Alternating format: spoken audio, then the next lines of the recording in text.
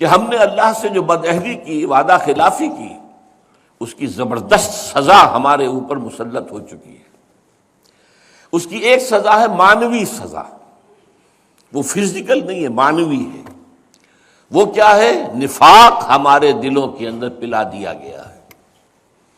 دنیا کی منافق ترین قوم ہے مسلمانان پاکستان، منافق ترین قوم، اس لیے کہ اللہ کا قاعدہ ہے، اللہ نے بیان کیا ہے قرآن میں، جب کوئی قوم اللہ سے کوئی عہد کرتی ہے، اے اللہ اگر ہمیں یہ دے دے گا تو ہم پھر تیرے بڑے نیک بندے بن جائیں گے اور یہ کر دیں گے اور وہ کر دیں گے، اللہ وہ وعدہ پورا کر دیتا ہے تو اس کے بعد وہ وعدہ خلافی کرتی ہے قوم، تو اس کی سزا کیا ہے؟ فَعَاقَبَ فِي قُلُوبِهِمْ نِفَاقًا، ان کے دلوں میں اللہ تعالی نفاق پیدا کر دیتا ہے دنیا کے اندر، یہ معنوی سزا ہے۔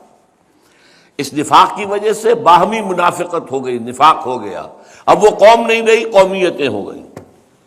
وہ قوم اب کہاں ہے؟ وہ جو قوم ایک تھی، ایک جھنڈے تلے، مسلم لیگ تلے، وہ قوم اب کہاں ہے؟ ڈھونڈ اب اس کو چراغ رخ زیبا لے کر، اس کا تو کوئی وجود ہی نہیں ہے۔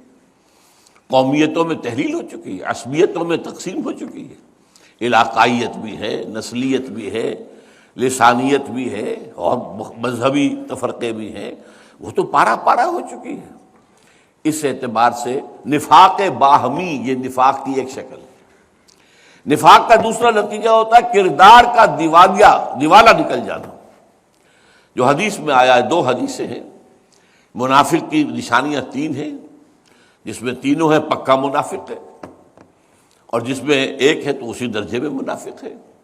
جب بولے جھوٹ بولے، جب وعدہ کرے خلاف ورزی کرے، جب امین بنایا جائے تو غبن کرے، خیانت کرے۔